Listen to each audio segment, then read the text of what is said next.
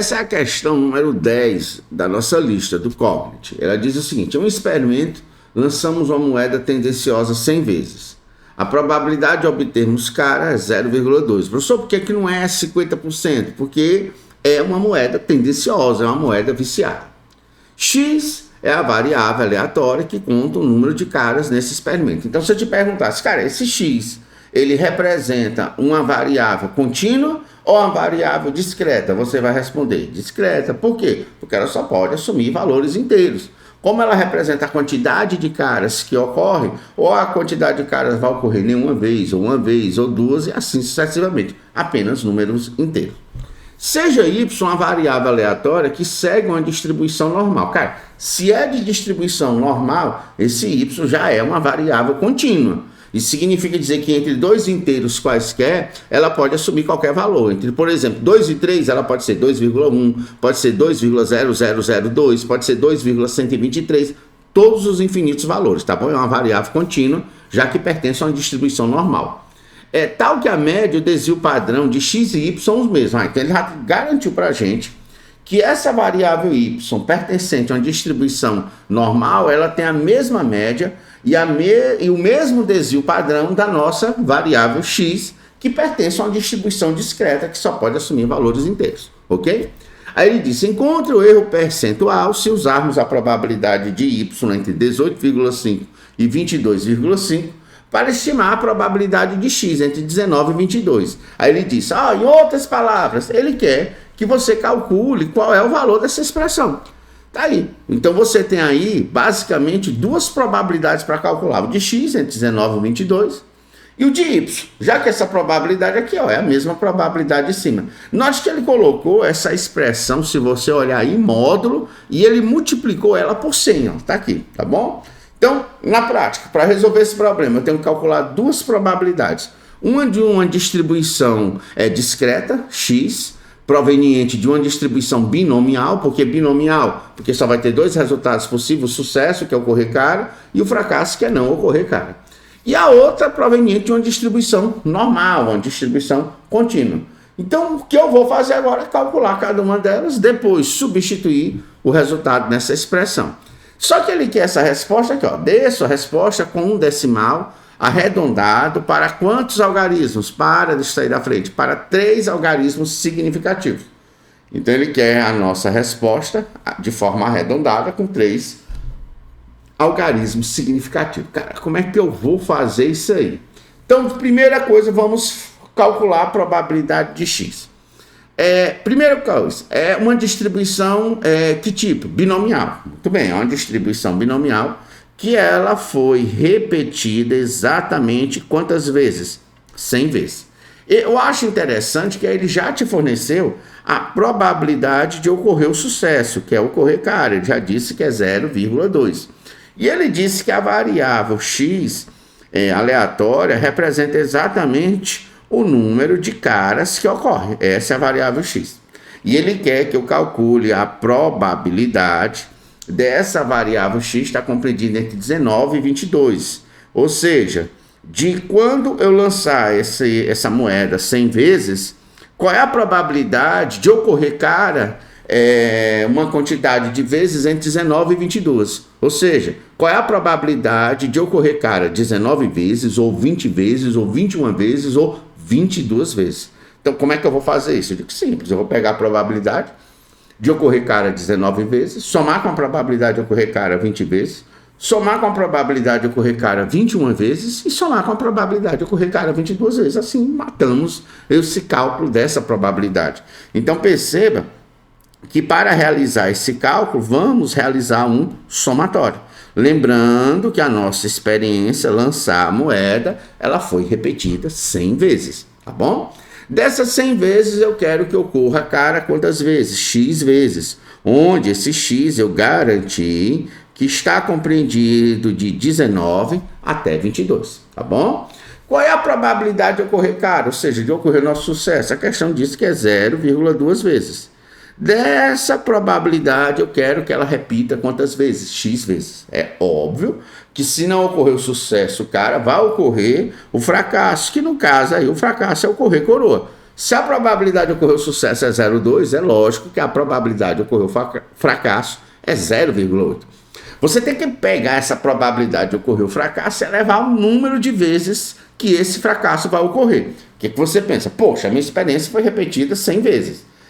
Cara, vai ocorrer X dessas 100 vezes. Então é lógico que coroa vai ocorrer as demais vezes. Quantas são as demais vezes? 100 menos X. Então é isso que eu devo calcular. Fiz isso. Posso fazer isso de duas formas usando a nossa calculadora. Podemos usar o somatório, vou até mostrar aqui para vocês. Você pode usar tranquilamente o somatório. Lá o somatório você vai achar até aqui, ó, nessa parte aqui chamada de matrix, tá bom? Que é o 1. Você digita 1, ó, e você já vai para essa parte matrix. Você pode acessar aqui, ó, o math. O math você nota que é o quarto, então você vai apertar aqui o F4, ó. F4, em seguida aperta essa seta, ó, de repente apareceu o somatório. Aí para acessar o somatório você aperta F2. Então pronto aí, tá aí o somatório. Você pode usar o somatório para calcular essa probabilidade. Mas também você pode trabalhar lá com a distribuição, é até melhor. Você usa aqui a distribuição, que é o I, entre aqui no I, executar, e como eu falei para vocês, eu estou me referindo à distribuição binomial. Por que eu sei binomial? Porque eu vi que ela foi repetida mais de uma vez, eu vi que existe a probabilidade de ocorrer o sucesso e o fracasso, só tem esses dois resultados possíveis, e percebi que realmente a minha variável, que representa a quantidade de vezes que ocorre cara, ela tem que assumir um número, um valor inteiro. Ou seja, entre 2 e 3 não existe outro valor que ela pode assumir, ou é 2 ou é 3. No nosso caso, eu quero calcular a probabilidade de ocorrer cara, uma quantidade de vezes, de 19 a 22 vezes, quando essa moeda foi lançada 100 vezes. Então, vou lançar a moeda 100 vezes, estou te perguntando qual é a probabilidade de ocorrer cara entre 19 e 22 vezes, tá bom? É isso que eu estou te perguntando. Então, vou acessar essa distribuição aí, ó, que tá binomial. Agora, é muito importante que na hora que eu acesso ela, eu identifique qual tipo de cálculo. Então, se você olhar, professor, mas como é que eu vou fazer isso? Olha, o gráfico, a distribuição binomial e a distribuição normal, ele se aproxima muito graficamente, ou seja, é um sino simétrico. Se eu perguntasse a vocês quem é que fica aqui, vocês vão responder que é a média da distribuição. Professor, mas como é que eu calculo a média de uma distribuição binomial? Cara, para tu calcular a média de uma distribuição binomial, você pode pegar simplesmente o produto do número de elementos dessa amostra, que no caso são 100, pela probabilidade de ocorrer o sucesso, só isso. Quantos elementos tem a amostra? Tem exatamente 100. Qual é a probabilidade de ocorrer o sucesso? 0,2. Então a média dessa distribuição é 20. Então se eu perguntasse a vocês quem é que está bem aqui, você responde 20, ok? Então quer dizer que, do jeito que a gente está vendo, é como se eu dissesse assim para vocês, o que significa essa média ser 20? Eu disse assim, eu joguei essa moeda 100 vezes. É de se esperar que ocorra cara 20 vezes. Pronto, é isso. É o valor esperado. Pronto, tá aí. Muito bem. Eu quero que essa probabilidade ela fique compreendida entre 19 e 22. É lógico que 19 vem antes de 20, 22 depois de 20. Eu quero calcular a probabilidade de ocorrer essa região. Então, eu vou atrás lá na calculadora desse formato de cálculo. Quando eu olho lá para a calculadora, eu percebo que esse formato de cálculo aqui seria, por exemplo, o primeiro. Eu digo, não é o primeiro. É o segundo, você nota, é o segundo. Então, eu vou acessar o segundo apertando F2. Então, está bem claro.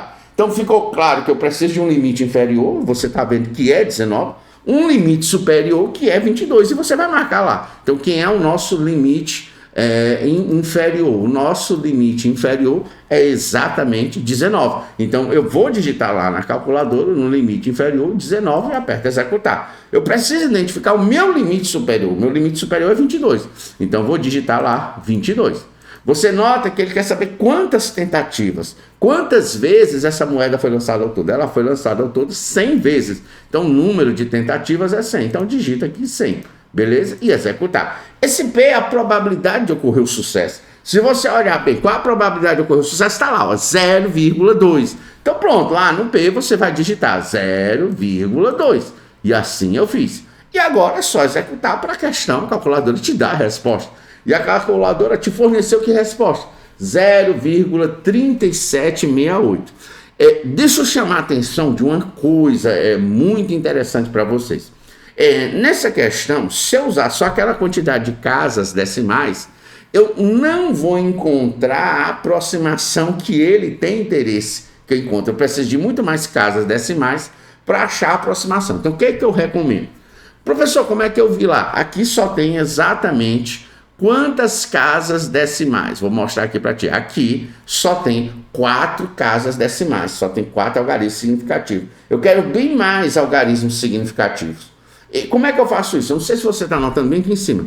Ele disse apertar F, OPTN, F1, editar, V. Eu vou conseguir ver o valor. Então, por exemplo, qual é o valor que eu quero ver? Cara, eu quero ver esse valor aqui, ó. Então, para ver esse valor, eu vou apertar OPTN, F1. E em seguida, ver valor. Professor, você apertar esse botão aqui, OPTN. Em seguida, você vai apertar F1. Eu vou apertar OPTN. Em seguida, eu vou apertar F1. Viu? Vou apertar o F1. Apertei. Olha, pessoal, eu já consigo ver esse valor com mais casas decimais. Então, isso já favorece a aproximação que eu vou precisar executar na questão. Então, quando eu for anotar o resultado daquela probabilidade, eu vou colocar aqui igual. Eu vou colocar que é igual a quanto? A 0, 37, que mais? 68, que mais? 45, 66. Tá bom. Eu já acho que essa quantidade de algarismos significativos já vai dar uma aproximação como a questão quer. Note que esse valor eu anotei aqui, ó. 0, 37, 68, 45, 66. Tudo bem, pessoal? Beleza. Continuando. Já achei uma das probabilidades. Eu não sei se vocês estão lembrados, lá na nossa expressão, para a gente responder a questão, eu precisava achar essa probabilidade de x, está entre 19 e 22, já achei. Mas falta eu achar essa outra probabilidade, dessa nossa outra variável. Já é uma variável pertencente a uma distribuição normal. Então, o que é que eu devo fazer? Eu vou voltar lá para a nossa calculadora, tenho que voltar lá para a nossa calculadora e tenho que ir para a distribuição normal. Então, eu vou apertar aqui o botão de sair, tá aqui, sair de novo, só que agora eu quero ir para a normal. Então, vou escolher a distribuição normal e executar. Eu preciso identificar qual o tipo de cauda. Eu não sei se você percebe como será o tipo de cauda da nossa variável y. A nossa variável y, como você vê aí, ela está entre 18,5 e 22,5. E ela pertence a uma distribuição normal. Então, se, por exemplo, a gente fizesse aqui, colocando aqui já para y, fizesse como é que ia ficar a imagem para y. O gráfico de uma distribuição normal está na forma de sino, totalmente simétrico. Ele falou que isso aqui é a média. Ele falou que a média é igual da variável x. Da variável x a média deu 20. Então a média aqui para a variável y também dá 20. Lembrando que o intervalo que nós queremos agora para y está entre 18,5 e 22,5. Então vou colocar que eu quero calcular a probabilidade da região compreendida entre 18,5 e 22,5. Então vamos colocar aqui 22,5. Então, eu quero calcular a probabilidade de ocorrer exatamente essa cauda. Eu já tenho uma ideia de como é a cauda lá da distribuição normal. Então, a nossa cauda da nossa distribuição normal, pessoal, ela tem um início e ela tem um fim. Então, se eu perguntasse, é do tipo F1? Vocês dizem, não é do tipo aqui, não é do primeiro tipo. Vou até mostrar aqui, não é desse primeiro tipo. É do segundo tipo aqui, ó, desse segundo tipo? É do segundo tipo aqui, F2. Então, eu vou apertar aqui F2. Pronto, eu já escolhi o nosso tipo de cauda. Então, note que ela tem um limite inferior. Eu estou vendo que esse limite inferior é 18,5 e tem um limite superior, 22,5. Então, eu vou anotar lá. Limite inferior. O limite inferior é 18,5. Então, vou colocar aqui 18,5. Vou executar. Ela tem um limite superior. Qual é o limite superior? 22,5. Então, vou anotar lá. 22,5. O limite superior. Agora, olhe bem, nessa distribuição normal, eu preciso saber o valor ali do sigmazinho minúsculo, que ele representa o desvio padrão. Aí, professor, mas ele não deu o desvio padrão. Ele disse, no texto da questão, ele deu uma informação interessantíssima, onde ele disse para a gente que esse desvio padrão de x e y é a mesma. Aí diz, mas como é que eu vou fazer para calcular o desvio padrão de x? Cara, o desvio padrão é a raiz quadrada da variância. Como é que eu devo proceder para achar a variância em uma distribuição binomial, ou seja, da variável x? Cara, você vai fazer o seguinte.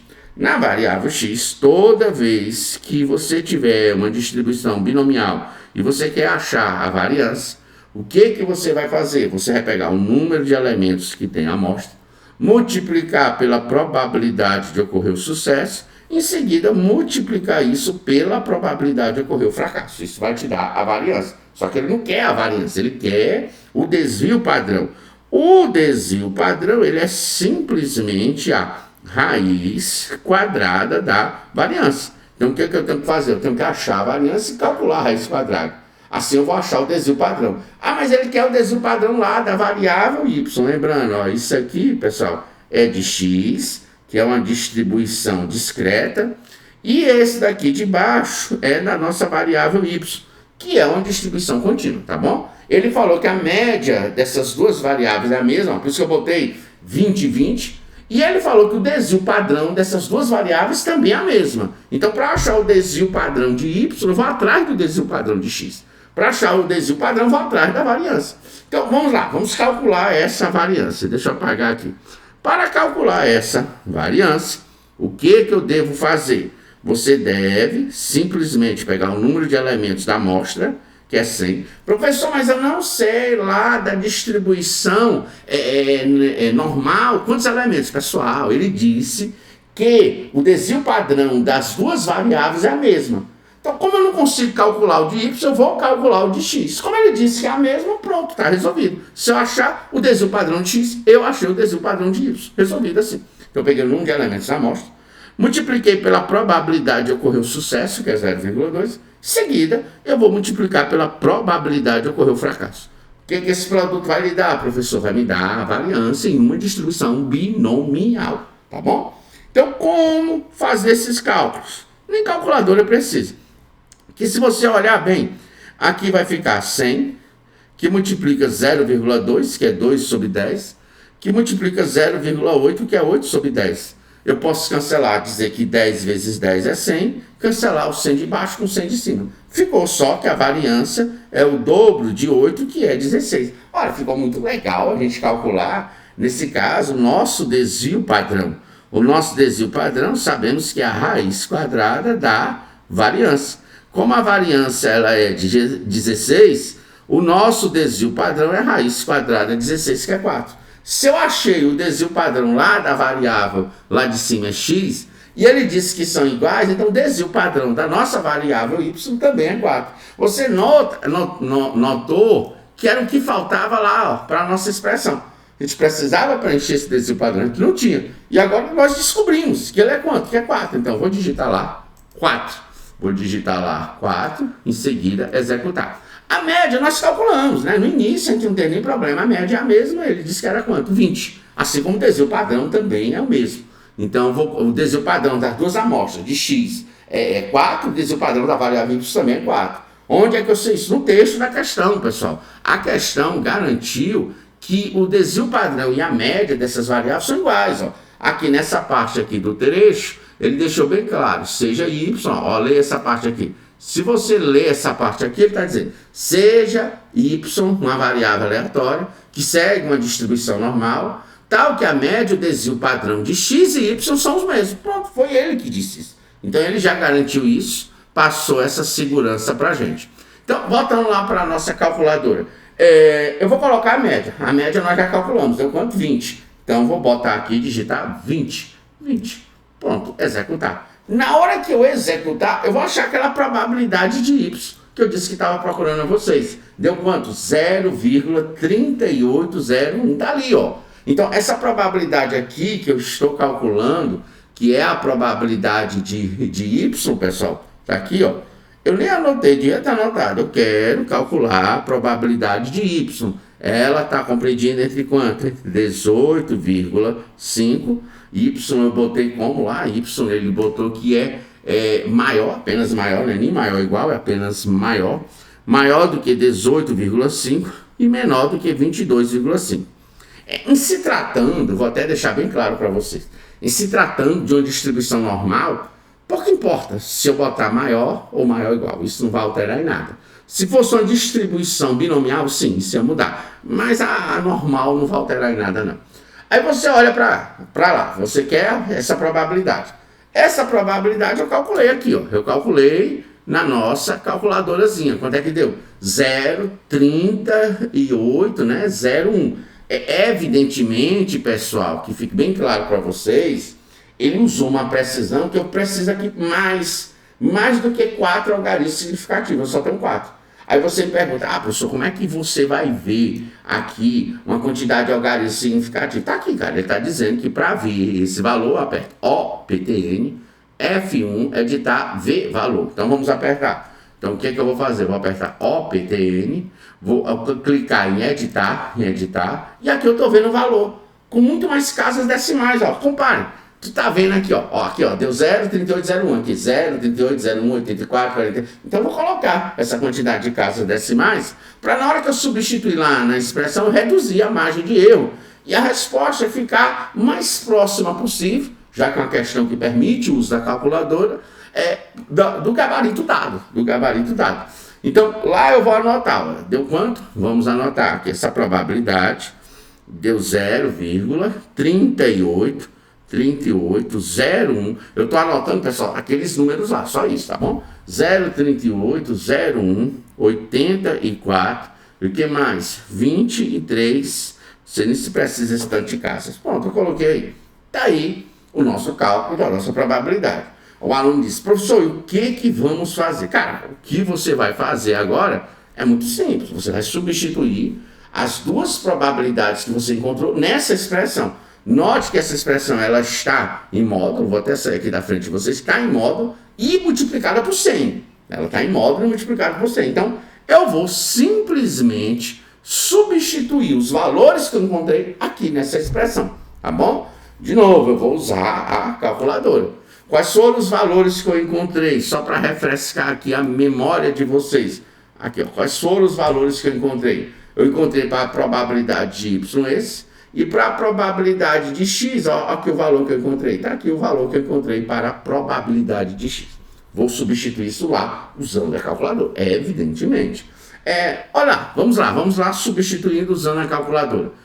Usando a calculadora, eu vou sair daqui, ó, vou apertar o exit, de novo. Vou lá para o menu logo, vamos lá para o menu. Vamos fazer o cálculo lá no nosso Matrix. Você acessa aqui o 1 e assim você acessou o Matrix. Vou aqui. Sair dessa expressão aqui. Vou até deletar aqui tudo, eu não preciso dela. Pronto, tá aí. Eu vou para essa expressão, preste bem atenção. Eu não sei se vocês notaram que lá colocou em módulo. É claro que se você for olhar lá a expressão, você nota, professor, coloquei em módulo. Você pode pegar, ao invés de pegar o menor, tirar o maior e dar negativo e colocar em módulo para ficar positivo, você pode pegar o maior e subtrair o menor, porque a probabilidade de x, não sei se você está lembrado, deu 0,3768. Ela é menor do que a probabilidade do y, que já deu o que? 0,38. A do x deu 0,37, a do y 0,38. Então, se eu pegar um valor menor e subtrair um valor maior, essa diferença ela não vai dar positiva, ela vai dar negativa. Mas vamos fazer uma coisa, vamos treinar, já que quem está aprendendo a usar essa calculadora, e essa calculadora é muito massa, ela permite o cálculo do uso de módulo. Professor, como é que eu acesso o módulo? Você pode acessar aqui, ó, essa função math, eu acho que aqui é o F4, né? O F4 math. Se você acessar aqui, ó, F4, pronto, acessei o math. Olha lá, ABS, valor absoluto. Ele está onde? Ele está no F3, então eu vou acessar aqui o F3. Note, olha, já apareceu lá as barrinhas de módulo, tá vendo? Como está em fração, vamos colocar a fração. Você vai acessar esse botão aqui, ó, que eu estou lhe mostrando. Se você acessar esse botão aqui, ó, ele vai te dar acesso à fração. Isso aqui vai virar uma fração. Então, na hora que eu clicar nesse botão, ó, cliquei, apareceu lá uma fração. Tá bom, pessoal? Então, lá em cima, qual é a probabilidade que eu vou colocar? De x. Quanto é que deu a probabilidade de x? Cara, a probabilidade de x deu aqui. 0,37684566. Então, eu vou lá na nossa calculadora e vou digitar 0,37684566. 0,37, né? Que mais? 68, vou colocar aqui 68. Que mais? Eu vou colocar 45, 66. E vou subtrair a probabilidade de y. Qual foi o valor que eu achei para a probabilidade de y? Aqui eu achei 0,3801. Então vou lá na calculadora e colocar 0,38. Que mais? Tô vendo aqui 0,1. Que mais? 84, 23. E vou dividir isso aqui pela probabilidade de x, que foi a primeira. Qual é o valor lá a primeira? 0,37. Que mais? 68, 45, 66. Não esqueça que eu multipliquei aqui, ó, por 100, lá na nossa expressão. Não sei se vocês estão lembrados, lá na nossa expressão, ele pegou tudo isso e multiplicou aqui por 100, colocou em módulo e ainda multiplicou por 100. Então eu vou fazer a mesma coisa, eu vou multiplicar lá, por que número? Por 100, e vou ver qual é o valor que dá. Agora eu vou apertar executar para descobrir quanto é que deu isso. Ó, tá aí o valor. 0,8859. Tá aí, ó. Cara, vai ficar massa a aproximação, vai ficar igualzinha ao gabarito do livro dado, só porque eu usei esse tanto de casas decimais, tá bom? E vocês viram como é que eu acesso essa quantidade de casas decimais, como é que aumenta a quantidade de algarismos significativos. Eu mostrei lá, aperta Obtém, a própria calculadora está te dizendo como é que tu faz para ver mais os resultados. Então, vamos anotar aí. O nosso resultado deu 0, a nossa expressão lá que ele quer que a gente calcule. Não sei se você lembra, essa expressão aqui, ó, que ele quer que a gente calcule ela, essa expressão aqui, o resultado dela apareceu aqui, ó, na nossa calculadora. Então, eu vou simplesmente só anotar o resultado da expressão. Eu vou chamar a expressão de N, não vou copiar aquela expressão de novo, não tem sentido. 0,8859, tá bom, beleza, até aí tá bom, até aí tá bom. Eu noto lá na questão que ele fez o quê? O que ele perguntou lá pra gente?